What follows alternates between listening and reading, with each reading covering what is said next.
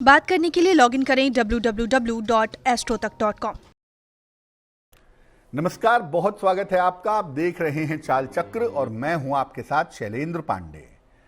देखिए, मानव के जीवन में तनाव तो होता ही है। आप जीवन में कितने भी सफल हों, कितने भी ऊंचाइयों पर पहुंच गए हों, लेकिन जीवन का एक हिस्सा हमेशा खाली रहता है। उसके पर कभी और चर्चा करेंगे, लेकिन ये जाने रहिए कि मानव जीवन में किसी न किसी कारण से तनाव बना रहता है। पहला तनाव, अगर आपको तनाव अपने स्वास्थ्य को लेकर के रहता हो। देखिए, आमतौर पर चंद्रमा या बुध अगर कुंडली में कमजोर हो जाएं, दोनों कमजोर हो जाएं तो बहुत ही ज्यादा होगा, लेकिन एक कमजोर होगा तो भी सेहत को लेकर, स्वास्थ्य को लेकर के टेंशन बना रहता है। ऐसे लोगों को इस बात का भय होता है कि मुझे कहीं कोई बीमारी ना हो जाए या मुझे कहीं कोई बीमारी होने वाली तो नहीं है। कर्क, वृश्चिक, मीन और कुंभ, कर्क, वृश्चिक, मीन राशि और कुंभ राशि के लोगों को सेहत को लेकर के चिंताएं ज्यादा होती हैं, सेहत को लेकर के तनाव ज्यादा होता है। क्या उपाय करना चाहिए? स्नान करने के बाद नियमित रूप से हल्की सुगंध लगाइए। नित्य प्रातः सूर्य भगवान को जल अर्पित करिए।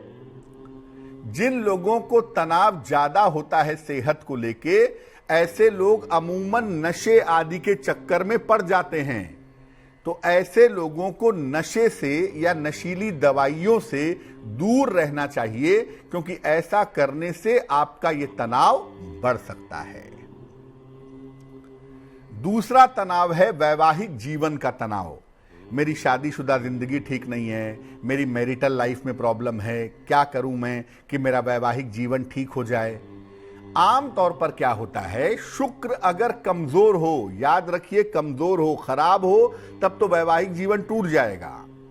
शुक्र अगर कमजोर होगा तो वैवाहिक जीवन को लेकर टेंशन बहुत होती है, और खास तौर से शुक्र वैवाहिक जीवन का, पारिवारिक जीवन का स्वामी होता है। इसलिए कमजोर होने पर वैवाहिक जीवन का जो हार्मनी है, जो आनंद है, वो नष्ट हो जाता है।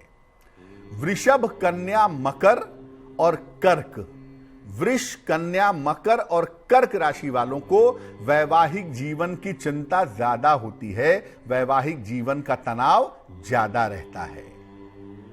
क्या उपाय करना चाहिए? देखिए, अगर वैवाहिक जीवन को लेकर, शादीशुदा जीवन को लेकर के आपको तनाव है, तो सबसे पहले तो आप काले रंग का प्रयोग कम से कम करिए। ना करिए तो बहुत ही बढ़िया है। शिवलिंग पर नित्य प्रातः जल अर्पित करिए। घर में चाहिए तो शिवलिंग रख लीजिए, वहां जल चढ़ाइए, या मंदिर में जाकर के रोज सुबह शिवलिंग पे जल चढ़ाइए, आपको लाभ होगा। और बहुत ज्यादा तीखा खाना मत खाइए, क्योंकि इससे मंगल एक्टिव होता है, और मंगल एक्टिव होने से एंजाइटी की, एग्रेशन की समस्या पैदा होती है। अगर आपको तनाव संतान को लेकर के है या संतान के जीवन को लेकर के है, ऐसा भी तनाव होता है कि मेरे बच्चे को ये ना हो जाए, मेरा बच्चा पढ़ने जा रहा है कहीं चोट ना लग जाए, मेरा बच्चा खेलने गया है। खासतौर से मदर वाले पार्ट पे संतान का तनाव बहुत ज्यादा होता है। संतान के जीवन में सफलता कैसे मिलेगी, संतान की शादी हो गई फिर भी संतान की चिंता है, ओवर ऑक्यूपेशन है, बहुत दिमाग में संतान को लेकर के, उसके जीवन को लेकर के तनाव है। ऐसा तनाव भी होता है, खासतौर से माताओं को ज्यादा होता है। बृहस्पति और राहु का संबंध अगर कुंडली में है किसी महिला के या पुरुष के, तो यह तनाव जरूर होगा संतान को लेकर के। और बृहस्पति अगर कमजोर हो गया तो भी यह तनाव ज्यादा होगा। बृहस्पति खराब हो गया तब तो संतान हाथ से निकल जाती है, लेकिन अगर बृहस्पति कमजोर हो गया तो आपको संतान को लेकर के तनाव ज्यादा होगा। मेष, सिंह, धनु और मकर, मेष, सिंह, धनु और मकर राशि वालों को संतान को लेकर के चिंताएं ज्यादा होती हैं या ज्यादा रहती हैं।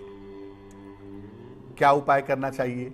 देखिए, छोटी छोटी बातों को लेकर के क्रोध मत करिए घर में, और घर में शांति बनाए रखिए। घर का माहौल बड़ा इंपॉर्टेंट होता है आपके तनाव को रेगुलेट करने में। दूसरा, संतान को लेकर के अगर आपको तनाव रहता हो तो हनुमान जी की उपासना करिए। छोटी सी स्तुति है उनकी, हनुमान चालीसा सुबह शाम पढ़िए, लाभ होगा। और पीले रंग का खूब प्रयोग करिए, इससे भी संतान को लेकर के तनाव थोड़ा कम हो जाता है।